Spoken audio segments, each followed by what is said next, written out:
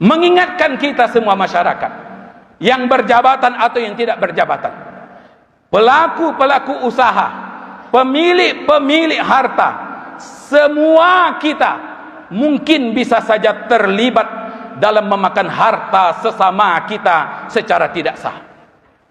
Timbangan yang dikurangi, waktu yang tidak ditepati, honorarium yang tidak sesuai, perjalanan dinas fiktif dan sebagainya. Kadang sengaja dicari-carikan alasan agar tampak baik. Memang kadang tampak baik, tapi sebenarnya mental dan moralitasnya telah rusak.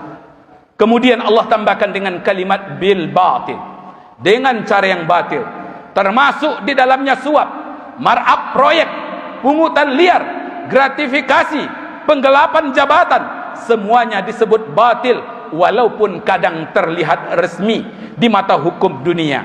Karena di sisi Allah yang batil tetaplah batil, walaupun disahkan dengan dalih kekuasaan dan kebijakan.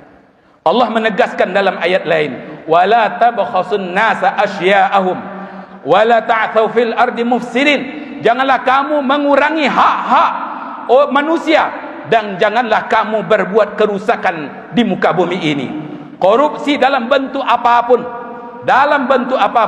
adalah perusak bumi, perusak tatanan sosial, dan perusak nurani manusia. Bismillahirrahmanirrahim.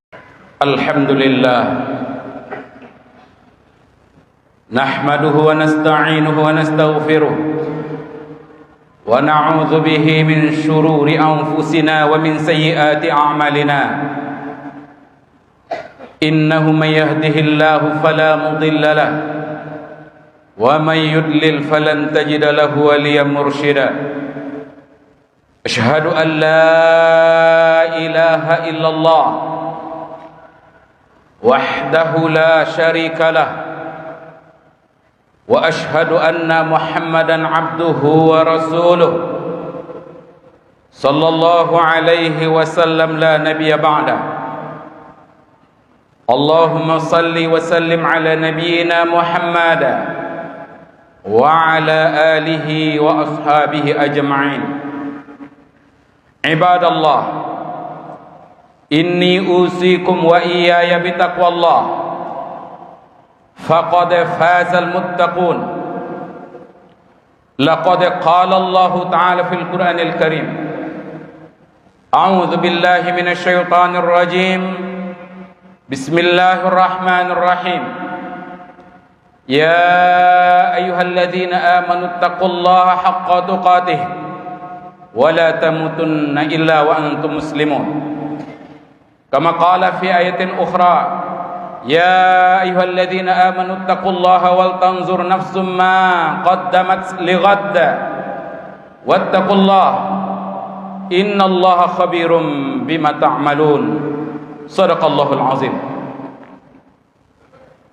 Alhamdulillah, kita sanjungkan kepada Allah sebagai wujud terima kasih kita kepada Allah dan pengakuan kita bahwa Dialah yang telah menciptakan kita, mengatur alam semesta dan menundukkannya untuk kita, sehingga kita dapat mewujudkan dan melaksanakan tugas kita sebagai hamba Allah.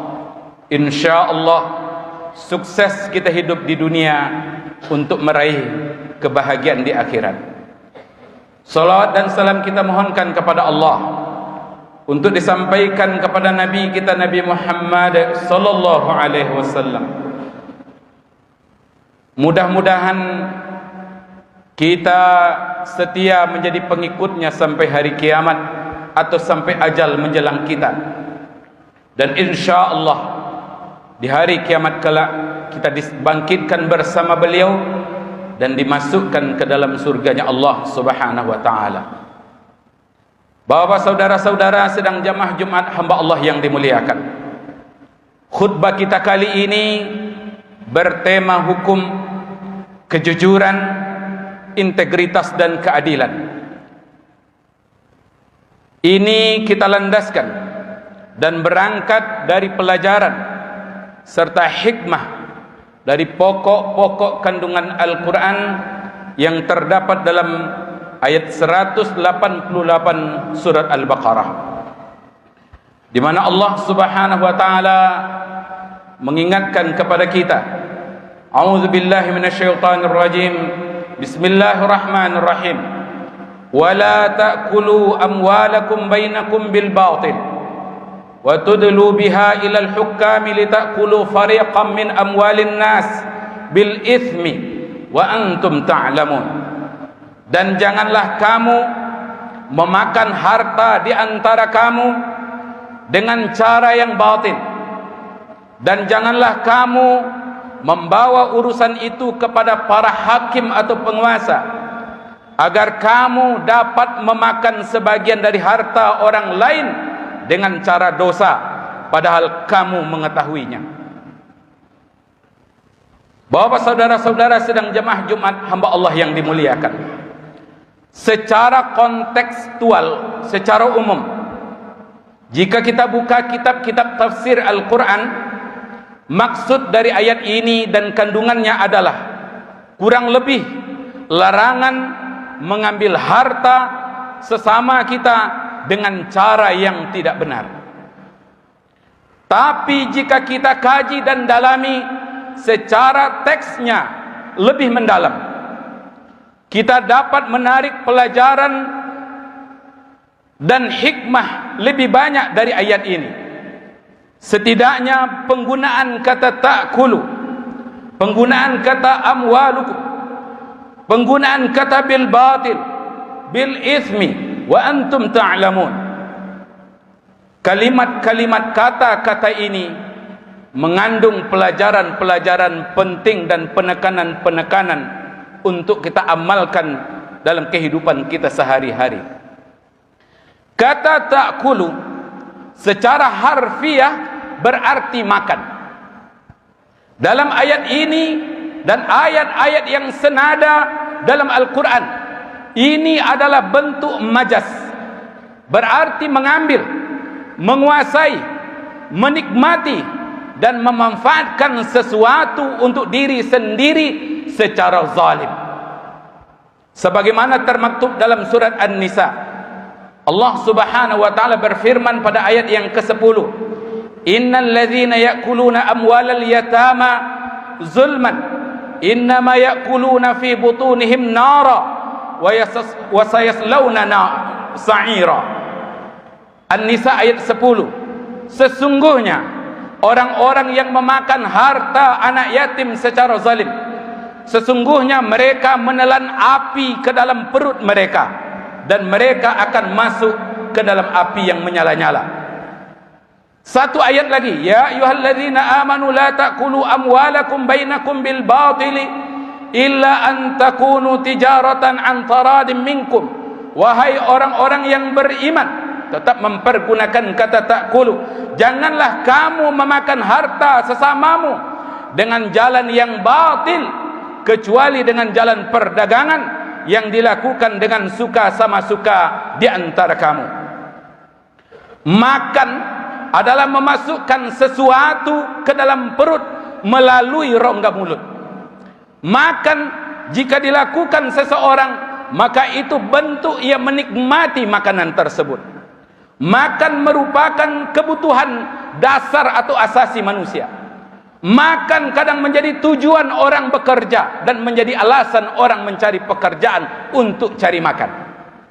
Makan juga kadang jadi alasan orang menabrak aturan, mengambil hak orang lain, walaupun itu adalah kesalahan persepsi dan kesalahan aksi.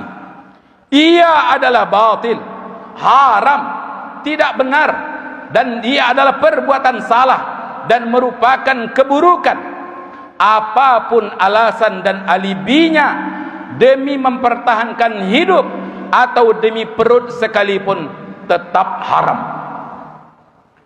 Memakan atau mengambil harta secara batil atau bukan hak, zahirnya manusia menikmati, tujuannya ingin senang dan bersenang-senang, tapi sebenarnya ia sedang membangun kesulitan untuk dirinya sendiri. innama ya'kuluna fi butunihim nara. Sesungguhnya mereka menelan api ke dalam perut mereka, memakan, menikmati api dengan kata narasi yang sama, ta'kulu dan ya'kulu, untuk membantah alasan yang dipakai hanya sekedar untuk makan. Ayat ini menjelaskan bahwa setiap harta yang diambil secara haram takkan bisa dinikmati, apalagi memberi kebaikan. Hakikatnya bukanlah rezeki, tetapi menelan api, api yang membakar segalanya, kebaikan, keberkahan, kebahagiaan, dan hati nurani. Ia ibarat fata morgana, kesenangan yang menipu dan sementara. Lihat saja para pelaku-pelaku korupsi, pelaku-pelaku kezaliman atas harta orang lain, jarang atau tidak ada yang berakhir baik. Setidaknya hati dan jiwanya dipastikan akan tersiksa dunia akhirat, walaupun tampaknya secara kasat mata kadang ia baik-baik saja, tapi tak jarang sewaktu-waktu ia jadi bom yang lebih dahsyat daripada nuklir, menjadi hantaman keras, meluluh lantakkan segalanya. Rumah tangga jadi rusak, harga diri menjadi hilang, tersia-sia, jabatan hilang, dan sebagainya. Betapa banyak yang kemarin disanjung, dipuji, dipuja, tapi begitu ditangkap, terhinakan, dan diborgol, dan dikurung. Ia baru di dunia, itu baru di dunia, belum lagi di akhirat.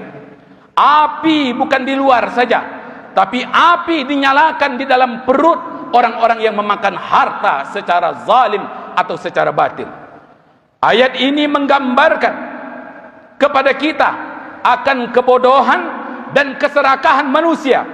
Ia gadaikan dunia, akhiratnya, ia gadaikan akhiratnya dan dunianya, alasannya hanya untuk makan. Ia pun kadang tak dapat menikmati dan memakannya.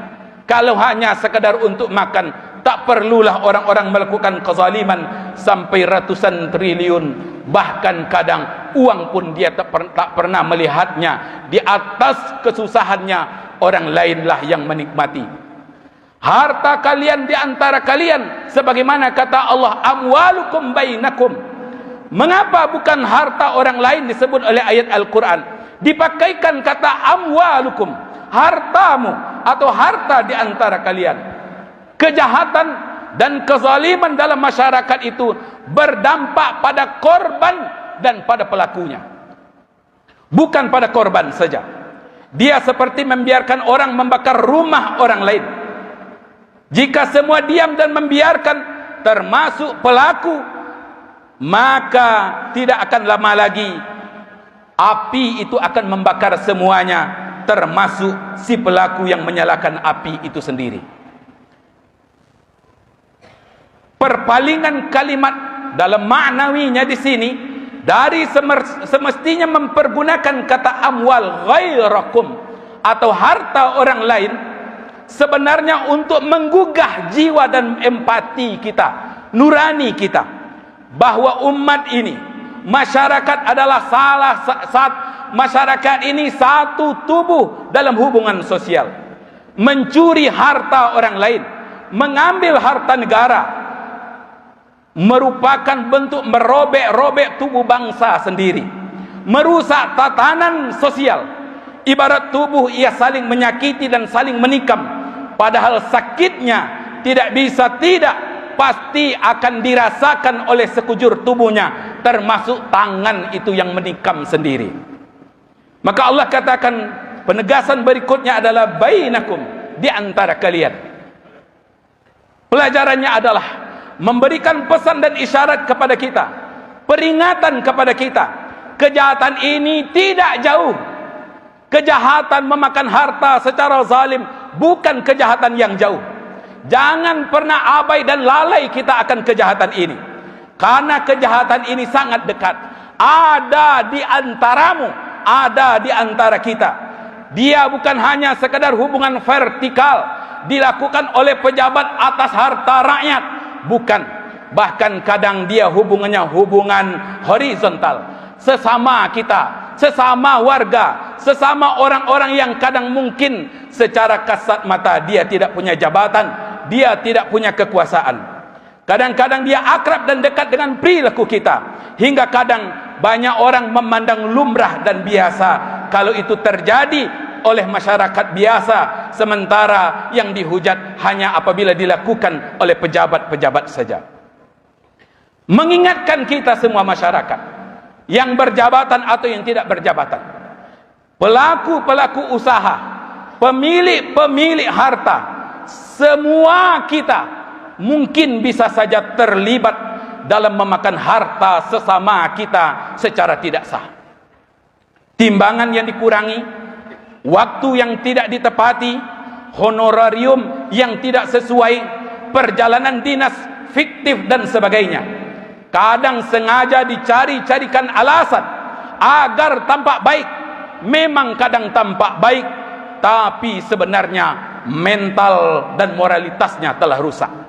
Kemudian Allah tambahkan dengan kalimat bil batil, dengan cara yang batil, termasuk di dalamnya suap, markup proyek, pungutan liar, gratifikasi, penggelapan jabatan, semuanya disebut batil, walaupun kadang terlihat resmi di mata hukum dunia.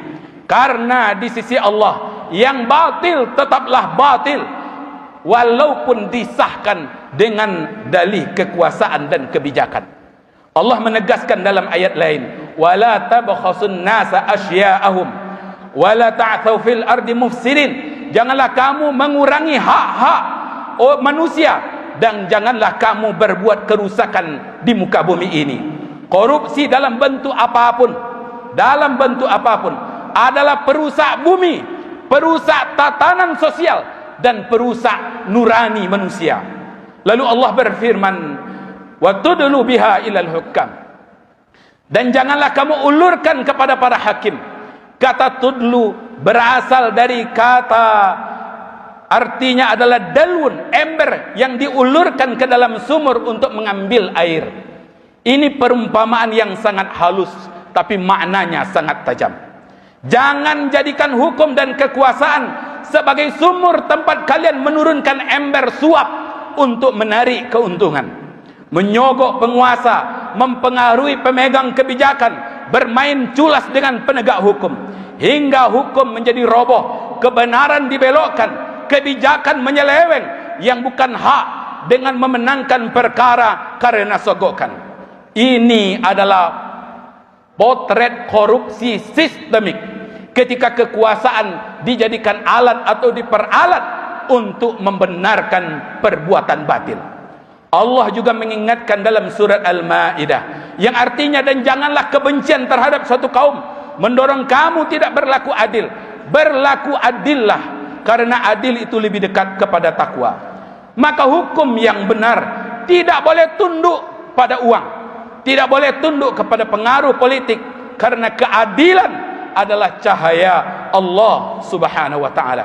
Kemudian Allah tutup dengan beberapa kalimat pentingnya, litakulu fariqam min amwalin nasi bil ismi, agar kamu dapat memakan sebagian dari harta manusia dengan cara dosa.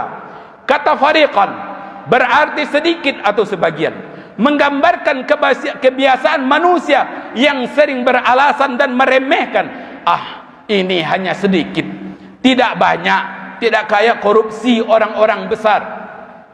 Sedikit dijadikan legalitas, padahal korupsi, mencuri, kezaliman adalah soal mental dan semangat, bukan soal besar dan kecil saja, soal perbuatan, bukan soal jumlah. Allah menyinggung hal serupa dalam surat Al-Mutaffifin, wailul lil mutaffifin alladzina idza iktalu 'alan nasi yastawfun wa idza kaluhum aw wazanuhum yukhsirun. Celakalah bagi orang-orang yang curang, yang apabila menerima takaran dari orang lain mereka minta dipenuhi, namun apabila mereka yang menakar sendiri atau menimbang untuk orang lain, mereka akan menguranginya.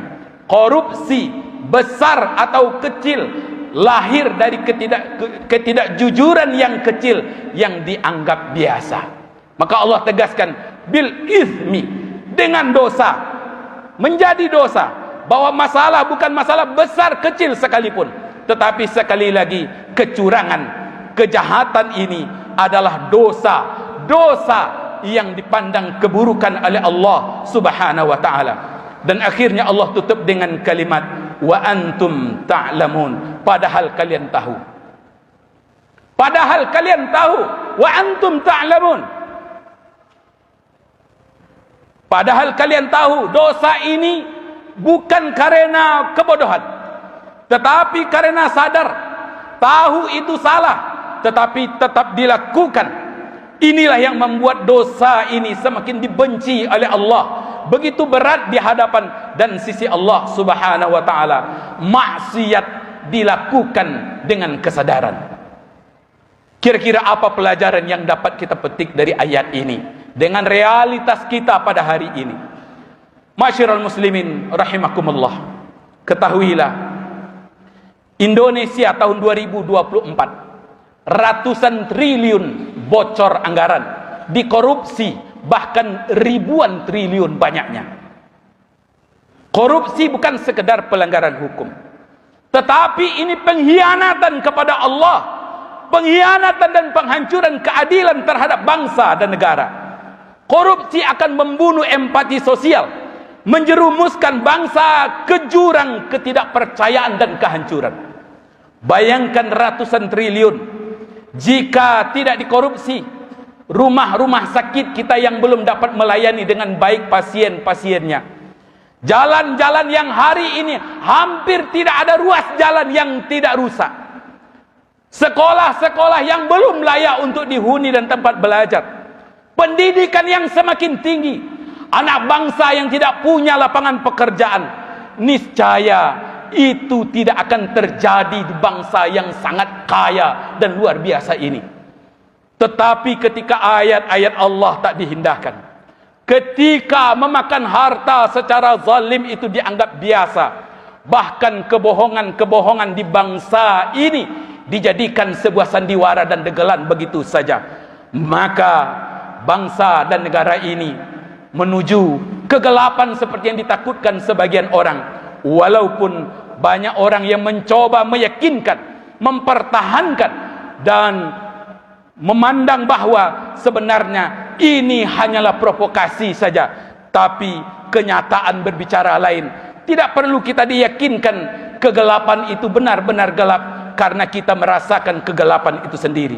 Rasulullah sallallahu alaihi wasallam bersabda sebagai penutup khutbah kita, barang siapa yang kami tugaskan dalam satu urusan lalu mengambil sesuatu di luar haknya, maka itu adalah pengkhianatan, kata Rasulullah. Ia akan datang di hari kiamat membawa apa yang dikorupsinya. Dalam ayat hadis lain Rasulullah berkata, Allah melaknat orang yang memberi suap dan yang menerima suap. Inilah penegasan-penegasan Rasulullah. Kita dalam beberapa hari ini, dalam beberapa waktu ini, dalam tahun-tahun ini dipertontonkan, diperlihatkan kontra di antara kita dalam memandang yang sebenarnya kita dapat melakukan dan menentukan sikap kita. Yang pertama, kita tidak boleh diam terhadap kebatilan, tetapi kita juga tidak gampang menuduh orang-orang melakukan kebatilan tanpa bukti. Tahanlah diri sampai buktinya menunjukkan bahwa kebatilan itu boleh kita bicarakan dan boleh kita sampaikan dan kita kecam sekalipun, karena telah merampas hak-hak kita, hak-hak anak bangsa, dan merampas keadilan di atas bumi Allah Subhanahu wa taala. Yang kedua, menolak godaan harta batil sekecil apapun. Inilah yang dapat kita laksanakan dalam kehidupan kita sehari-hari. Berikutnya, kita dukung penegakan hukum yang adil dan yang tidak tebang pilih.